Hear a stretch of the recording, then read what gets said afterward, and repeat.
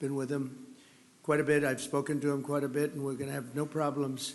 And his wife, Mary, we welcome you to America. Fantastic people. And it's really a wonderful annual tradition being here.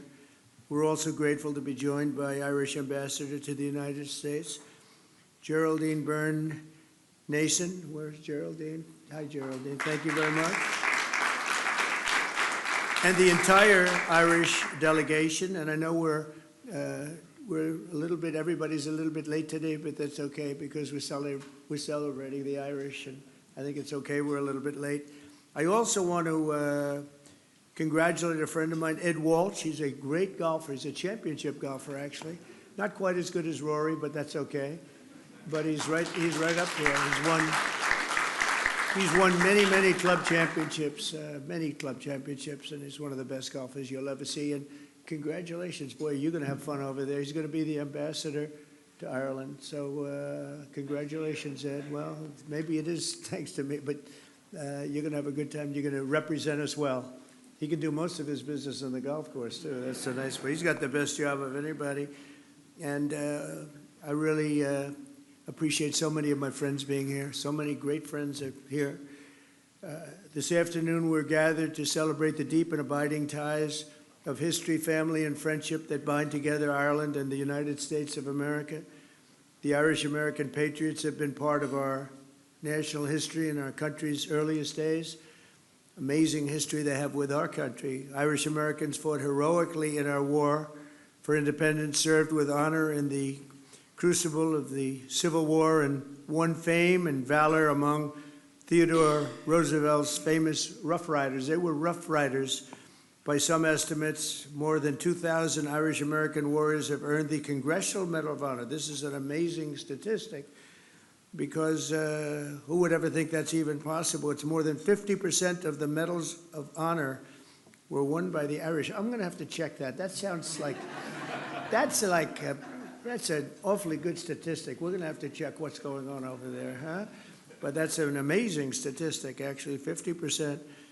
This includes the great Audie Murphy, the most decorated enlisted soldier in American history, whose service in the Second World War earned a Medal of Honor, 2 Silver Stars, a Bronze Star, 3 Purple Hearts, and the Legion of Merit. Quite a person. Became a movie actor. The movie actor stuff wasn't quite as good as the soldier that he did, but he was great. Became a very famous person, actually. America has truly been blessed by the courage and unstoppable spirit of the Irish. Over the generations, Americans of Irish ancestry have helped build our railroads and raise our cities and man our factories, enrich our culture with art and music and literature. We see that all over. And protect our communities by joining the proud tradition of Irish-American police officers and firefighters. And few have done more for the Stars and Stripes than the sons and daughters of the Emerald Isle. And I can tell you, I know your father was a great boxer, and they have a lot of good fighters. I know so many Irish fighters, they like to fight, and they're damn good at it too. But your father, his father was a great fighter, actually, so that means genetically I'm not going to mess around with you. You understand? I'm a believer in that. But as you know, on Monday, millions of Americans will celebrate St. Patrick's Day. We love St. Patrick's Day, maybe especially in New York. Hundreds of thousands of citizens decked in Irish green will parade through the streets of Chicago, Boston, Philadelphia, and of course New York, a sight that I've witnessed many times. In Manhattan, the people will stream up Fifth Avenue and march past the magnificent, I see it so much, and I love it, especially when you're looking down upon St. Patrick's Cathedral, because it's, to me, one of the most beautiful cathedrals in the world. And it's a monument not only to God, but also to the patron saint of Ireland, patron saint. It's really an extraordinary testament to the connection between our two countries that after more than 1,500 years, the shining legacy of St. Patrick still rouses city blocks half the world away. Think of that, and fills our people with incredible love and pride. We have a lot of pride in that cathedral. That cathedral is something, to me, so beautiful. I think maybe my favorite, they have larger, you know. It's very large, but they have larger, but I think it's truly one of the most beautiful. the Irish spirit is truly alive and thriving in America. And as we see today, the friendship between our nations is strong and it's really unbreakable. And that includes all of you, you know, it's all of you. We love you all. So Taoiseach, I want to just thank you once again for being here. It's an honor, and hopefully we're going to be doing this at least 3 more times, okay? We're going to be doing this 3 more times, at least. And when I say at least, they go absolutely crazy. So thank you very much for being here. Mary, thank you very much for being here. It's a great honor. Thank you. Thank you, Mr. Speaker. Thank you, everybody. Thank you.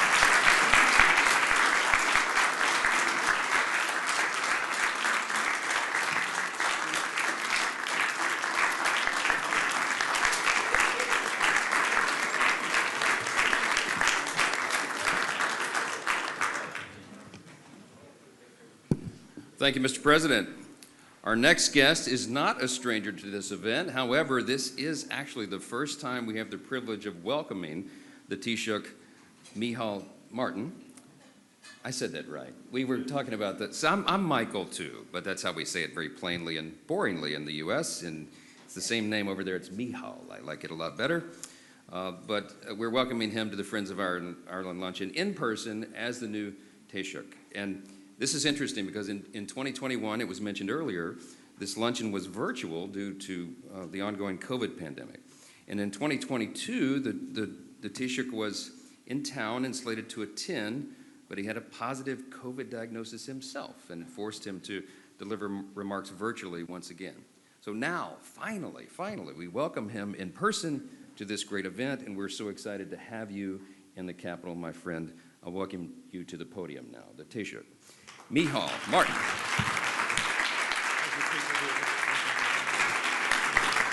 Thank you.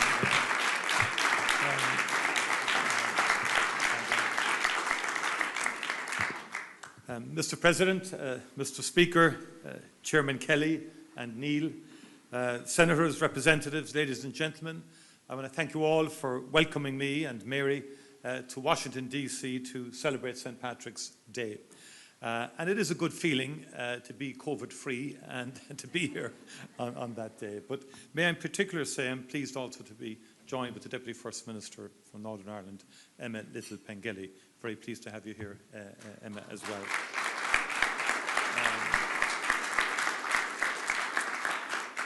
This is a cherished opportunity to break bread with our most steadfast friends.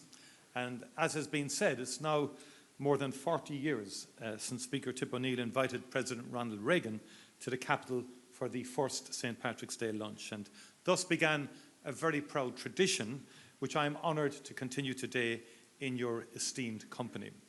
President Trump, thank you for joining us today to mark our National Day. You are a great friend of Ireland, and by the way, all those statistics that you quoted are absolutely verifiably true. Okay.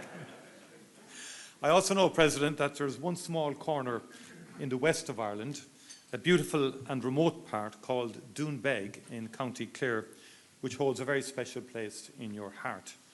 And we hope to welcome you back to our small island and indeed to these particular greens very soon. Speaker Johnson, once again, you have graciously gathered our dear friends in this august house to mark St. Patrick's Day. You too are a true friend of our nation. We thank you for your hospitality in what is a very busy week for you. For centuries now, America has been a place of welcome and opportunity for Irish people. Our nation's green has been threaded through the rich tapestry of the United States by almost 32 million Irish Americans.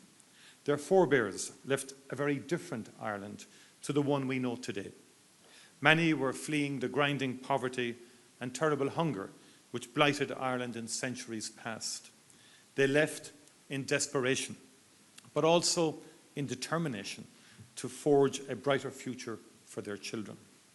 They channeled that commitment into building stronger communities and ultimately a stronger nation, this great nation.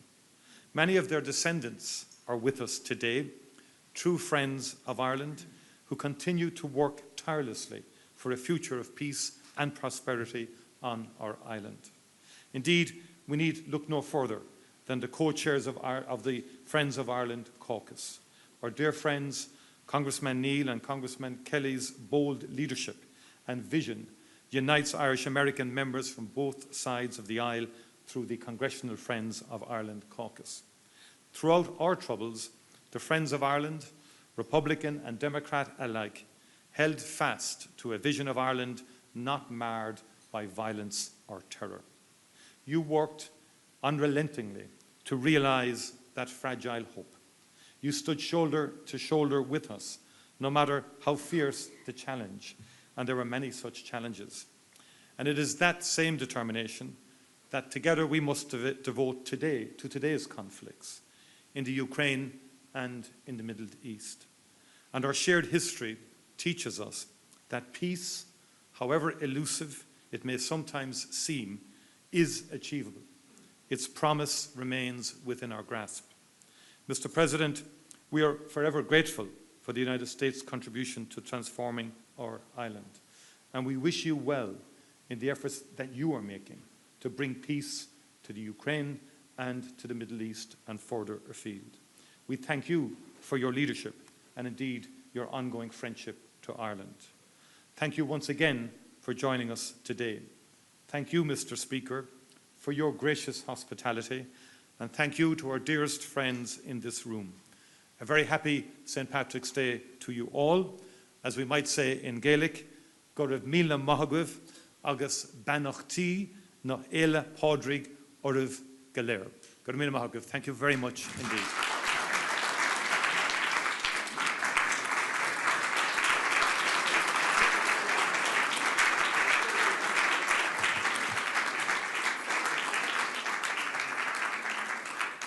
Thank you again, Taoiseach, and thank you, Mr. President. I am very excited because we have a special treat for you all today. Joining us to provide entertainment is the famous Riverdance Irish dance troupe. They're here. I know, you didn't know that was going to happen, did you? See, we throw a great party, I told you. Let me give you a little background on this. In 1994, during an interval act at the Eurovision Song Contest, there was a 7-minute dance routine that captivated the world. From that stage in Dublin, Riverdance was born. And in the more than 30 years since Riverdance has performed more than 15,000 times on 6 continents in 49 countries, they've developed quite a following. Riverdance spread first through Europe and then to America, and along the way they have shared the culture of Irish music and dance to a generation of people around the globe now for more than 3 decades. And while we're only receiving an abridged version of the very famous show today, Riverdance is performing here in Washington at the Kennedy Center through March 16th. The Kennedy Center was kind enough to lend these exceptional performers for us here for the afternoon. The stop in our nation's capital is the first of a 30-city nationwide tour, and we encourage all friends of Ireland and lovers of Irish culture to experience this incredible show. You are going to get a little taste of that right now. So please join me in welcoming these great friends of Ireland to the stage. Riverdance, y'all come up.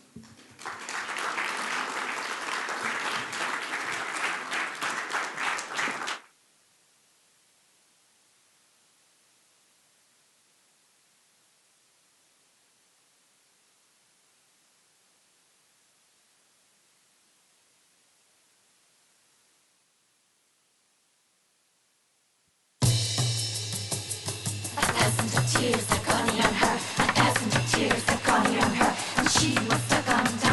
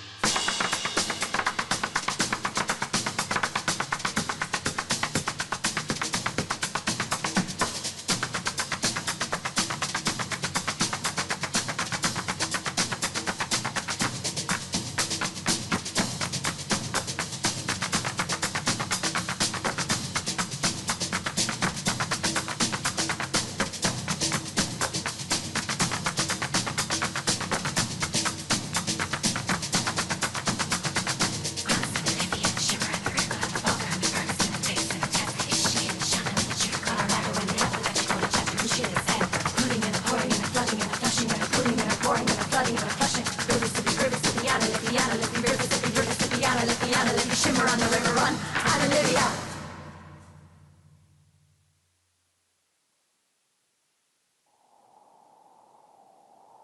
Thunder and lightning batter the rocks. The winds howl and great storms break on the forest, scatter the herds like grain. Fire leaps from dark to dark, fear and anger leap to meet it. We will not go down. We will not be beaten down like grain.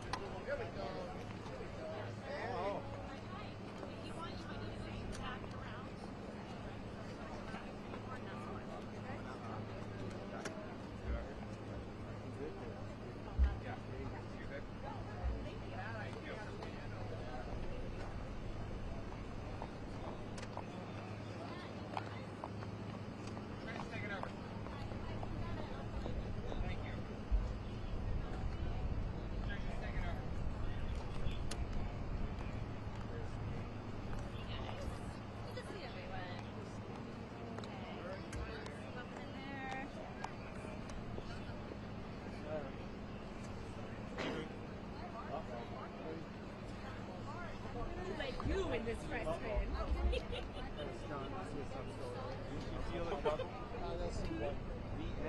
I knew something was brewing outside.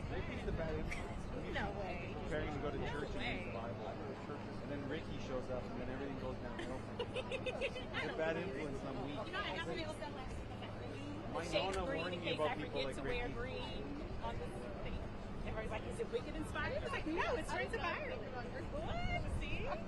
See you. People like oh, no, I didn't. Oh, my dress, yeah.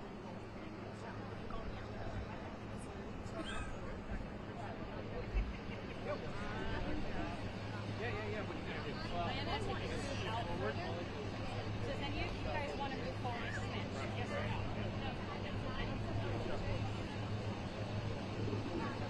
But just in case.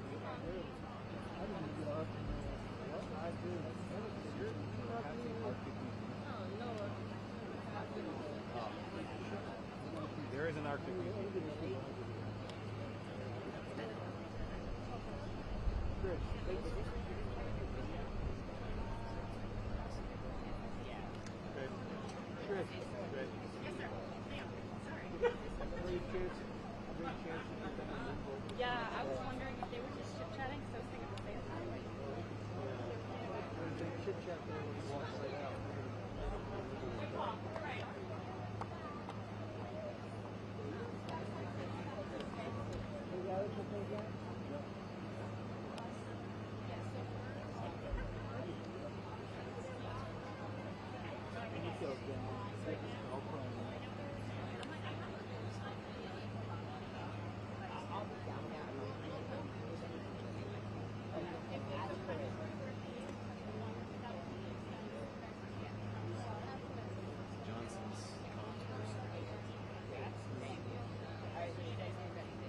Thank you. Yeah, thank you. Good? Where shall we win? And then let me make sure. You tell me if we're... Yeah, if they're around the corner, yeah, you guys can't get what we need from there, so that's not gonna happen. You're in the shot. And just jump into the...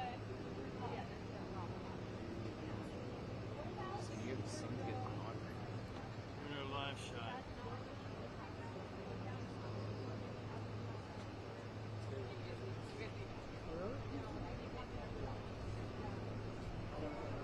That's in our live shot.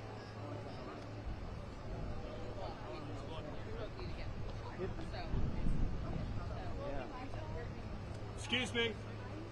You're all in our live shot. I know, I understand. They could probably be here instead, yes. It's a work in progress. Thank you. I fully understand. So, what about if you guys could be here? Or up against the wall.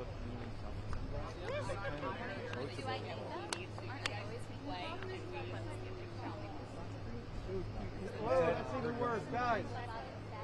That's not. Hey, that's worse. Is that worse? No. What if they're here? No. That if they were like in line with Works for one person only. Yeah. I mean, he's going to step in like next to us. They're going to go here eventually, yes. That's the idea. It's better up by the wall. Then they'll all be in the shop. You guys, do they care? Yeah. So, I mean, you know. I care, honestly, I care so much about video. Like, yep. Good. Did I get it? Where do you need to be?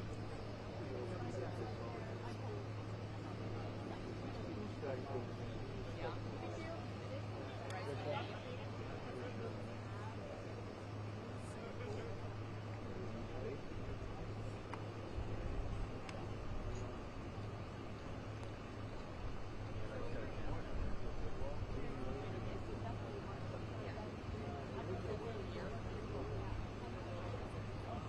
I mean, I want to make sure that you guys are good. Am I good here? Yeah. Okay. I think a majority. Are you all good if they are right here? Good. Yeah. Everybody I needs would to be think. behind her. Everybody needs to be behind her. Unilateral and then one more. Okay.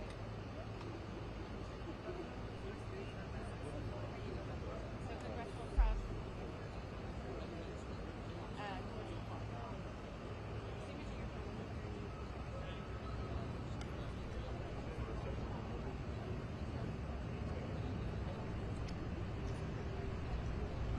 And then one of your colleagues went.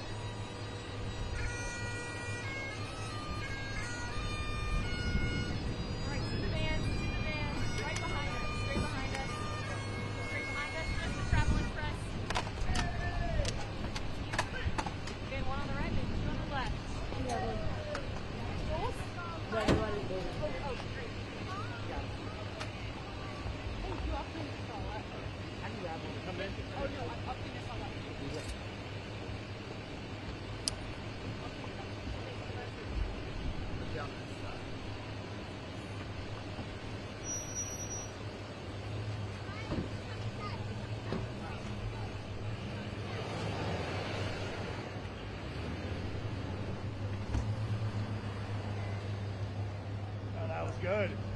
That's the shot.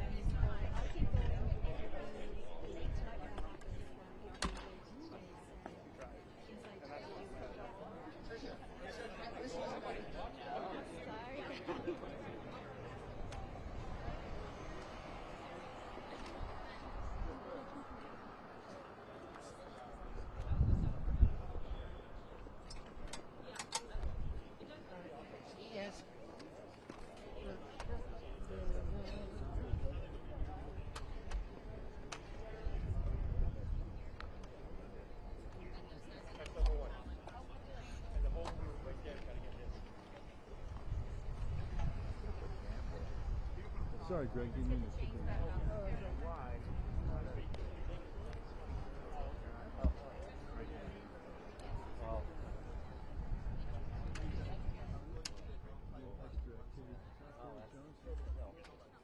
Extra activity. Johnson. Yeah, CPUSA doesn't really do live files, surprisingly. What does CPUSA? CPUSA. CPUSA? I'm probably gonna go I'm gonna go with you. Okay. Trish, thank you for your help. That was very helpful. Yeah, good, because I just didn't want you on the locked on. It would have probably. You didn't want to no I brain? know. Well, it's not really. Yeah. It's not. That's why I did it. That's why I chose purposely not to. Oh. Yes. But definitely I do.